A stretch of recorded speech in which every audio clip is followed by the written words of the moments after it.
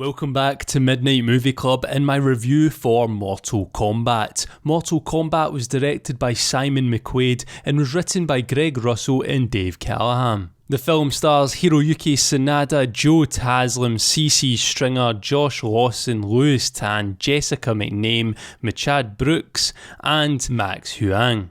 I feel like there's no other way that we could start a review for a Mortal Kombat movie than not talking about the fights themselves. The opening scene alone is so epic and you see the true fighting power of these characters. The combat throughout the film is brutal with awesome practical and CGI effects. Goro in here looked surprisingly good. Honestly, they had to take a budget cut to get this film R-rated and it really doesn't show. A lot of the CGI is brilliant and the practical effects are awesome, especially in one scene. There's one fatality in here that is just ripped straight out of the game and it left me, grinning ear to ear. I mean, there maybe is a couple of little places here or there where the CGI doesn't look so great, but there's no way you're sitting there thinking, yeah, this film is definitely, on a smaller budget. And I say smaller budget, it was 50 million, but in the grand scheme of things for a big movie these days, that's really nothing. So honestly, we have to applaud them for what they achieved here on that budget. And I do have to say, this is probably the best, video game adaptation that I have seen. And honestly, that's not a hard title to claim because video adaptations have been terrible, but this is definitely one of the better ones, up there with Silent Hill in my opinion. I think I'm one of the few people that actually like Silent Hill, but yeah, it's definitely a very good video game adaptation, even though it does do some of its own stuff. It creates its own lore that is not in the games and just kind of takes inspiration from the games. There are certain things that it stays true to, but there's definitely other things that it bends, and I know some people won't mind that. Some hardcore fans will probably hate it. Me, myself, I wasn't a massive fan of the new lore and new stuff that they introduced, but I accepted it and I just got on with it. And I could see it actually being decent if this continues to go on to become a trilogy. I feel like this film would be a really good springboard for a series. I felt like that's where it was held back. It was having to set so much stuff up that, those first two acts are spent so long setting stuff up and setting up the universe and getting us up to pace with everything that the last act does feel very rushed. And that's where my biggest problem with Mortal Kombat comes, the pacing. The pacing is solid for the most part, but then all of a sudden going into the last act, it's like, quick, we need 10 different fights all happening at the same time and we've got to get them crammed into this last 20 minutes. And I just felt a bit hard done by that because I really wanted more emotional, meaningful fights, and we do get that between like Sub-Zero and Scorpion, but even then, it's over pretty quickly and it all felt kind of rushed in the end. And when you're chopping and changing between fights, you can't really soak it up and get invested into one fight and really feel that storyline and the emotional beats hit home. But in saying that, the action is so epic, you can just switch your brain off and just absolutely enjoy it. Watch all the blood, the guts, the gore. It's pretty awesome, and I do think that Mortal Kombat fans will enjoy this one. As I said, we do see fatalities. One of them in particular was brilliant. The other one was pretty good, but just the place and the manner it happened in, I wasn't really happy about it. But I can't go into that because of spoilers. But let's talk a little bit about the characters and the actors. To be honest, the acting was a bit naff in places, but I think that was really down to poor cringe dialogue. But the characters just seemed a bit stiff and not that threatening. Really apart from Sub-Zero. Scorpion was pretty good as well, but Sub-Zero for me definitely stole the show in the threatening department. But the one character who absolutely stole the show just for everything and was definitely the best thing about this movie in my opinion was Kano. Kano's a character I've absolutely loathed in the games.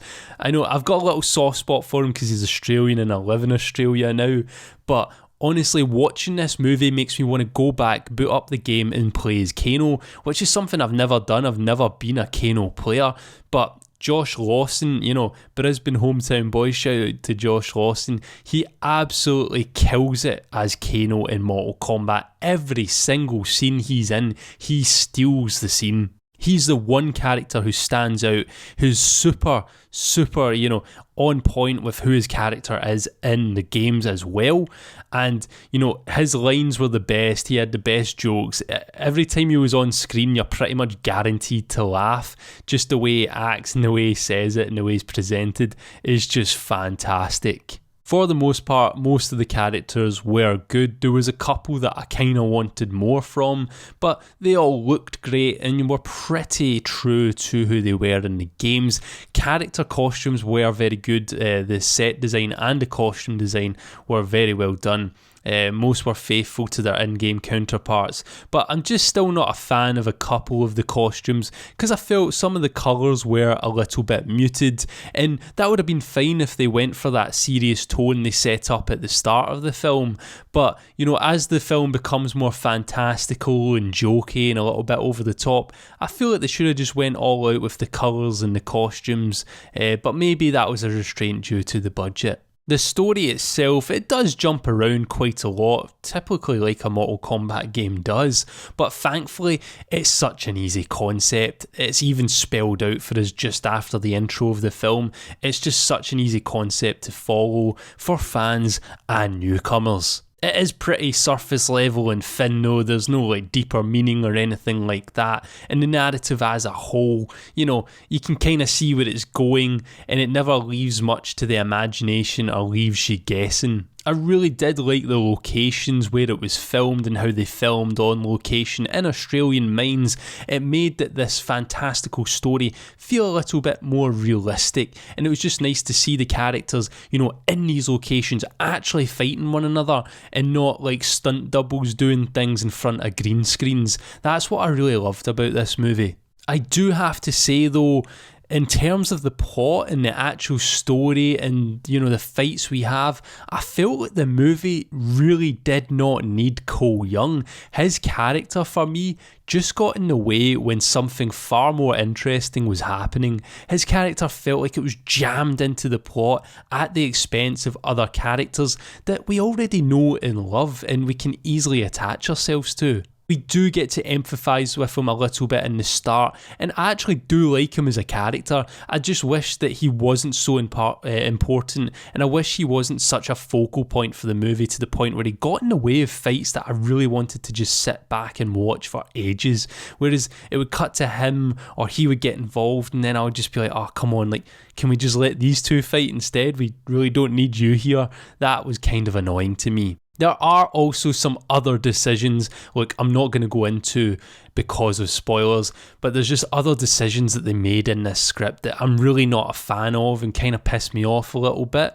But it definitely does set itself up for a sequel, and I would be up for a sequel. But honestly, it does really well for fan service. We get some really cool fights in here, some really nice cinematography. The cinematography, the lighting, the colour grading, everything like that is done on point. Is very, very well made, and it looks very good. And I was actually really surprised with McQuaid's direction, because I believe he's only done commercial stuff before this. This is his first proper movie, so honestly, hats off to him. The movie looked great, and to everyone who done the lighting and the colour grading and all that sort of stuff, it all looked fantastic. One last thing we have to talk about is the music. We do get that classic Mortal Kombat score in there, and it's epic when it hits, and when it does, you'll be cheering on the inside with a big grin on your face. And they've got a nice little remix to it as well. In some places it's a little bit more tribal, in some places a little bit more heavy, and in a little places it's dubsteppy as well.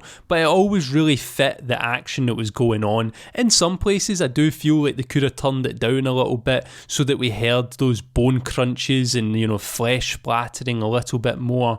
The music does take over in certain scenes a little bit, but I felt that was okay because music is something I've always associated with Mortal Kombat, and it always makes the fighting feel that bit more badass, I feel. And when fight choreography is done so well, like the way it's done in Mortal Kombat here, it fits the music great, and the only word for it is badass. That's all I can say, really. All in all, I did really enjoy Mortal Kombat. For fan value, it's a solid 9 out of 10, but when you think about it and you look at it through a critical lens, the paper-thin plot begins to tear underneath the weight of the badass action. I really did like it, but I felt like they could have done it even better.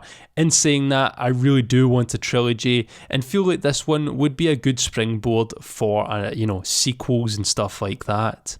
Anyway, with all that said and done, I am going to give Mortal Kombat a 6.5 out of 10 rating. As I said, I did really enjoy it. Just as you look at it through a critical lens, certain things seem to fall apart in certain places, but I did enjoy it. I just can't give it any higher of a score because of certain things. And 6.5 out of 10 is still a positive score. It's still something to be proud of. It's similar to Godzilla vs. Kong in the way that I loved the action and stuff like that. It just had faults elsewhere in the movie, but in the end you still enjoy it. It's one of them ones. I'd happily rewatch it again to just digest it a little bit more, and I'd happily rewatch it again right now, even though I've just come out the cinema seeing it. So that tells you something. And I'm a pretty big fan of Mortal Kombat. I've played 9, X and 11.